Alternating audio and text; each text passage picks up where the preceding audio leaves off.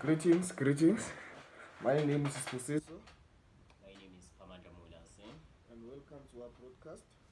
So, guys, today we're going to dive into the play written by William Shakespeare, which is The Tempest. So, the play, in overall, it's about power, betrayal, forgiveness, and control. So, I think it will be the best if we can start by looking at the summary bit, just to highlight what this novel is actually about, you know.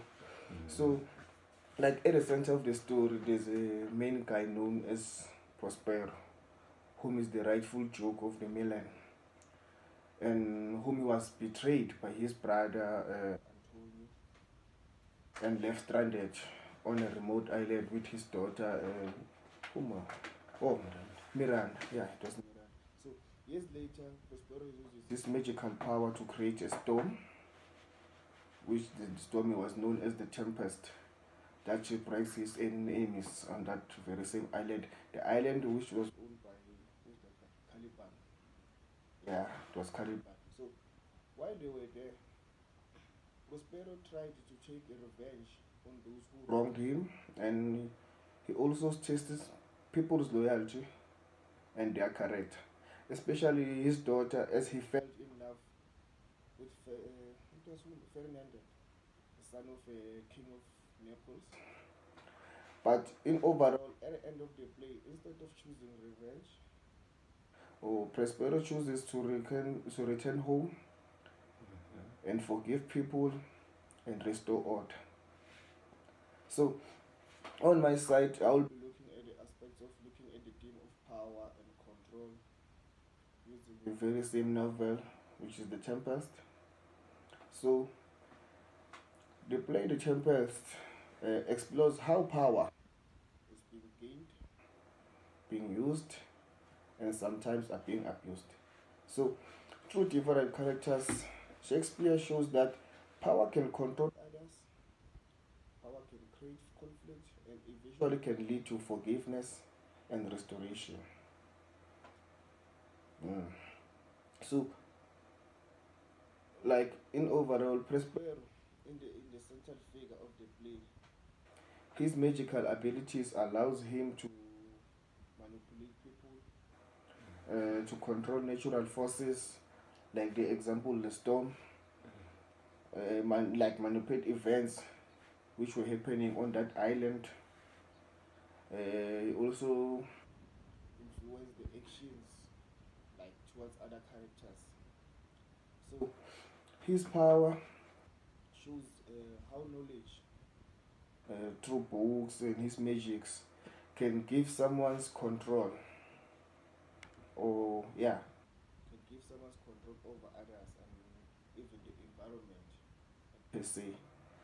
So through knowledge and intelligence, Prospero's power is not just a magical thing.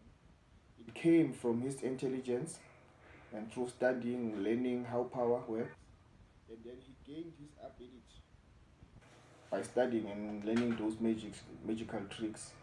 As this highlights that knowledge itself, actually, it forms a form of power that can control people. And also suggests that intellectual power can be used to dominate others in such extent.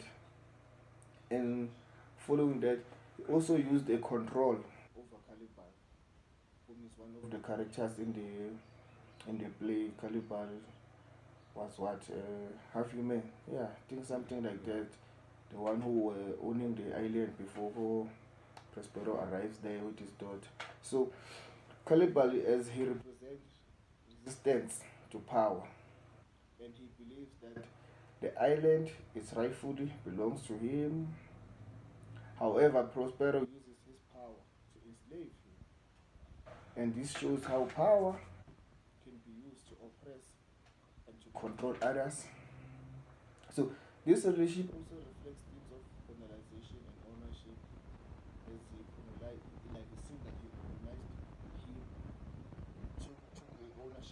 whole island, whereby it was owned by a character according to the novel. So he also uses of power. He abused power as like his Antonio's betrayal, which is his brother. So as much as Antonio represents the misuse of political power, especially as he betrayed his brother, whom and sees the control for the whole Milan. It shows how ambition can lead to corruption. And to say that Shakespeare suggests that power without morality, it can lead to injustice. Sure. Yeah, I think that's it. So even through how Shakespeare used the power to expose how power can restore and forgive and be helpful towards forgiving others. Like in the end of the play, Prespero chooses a different use of power.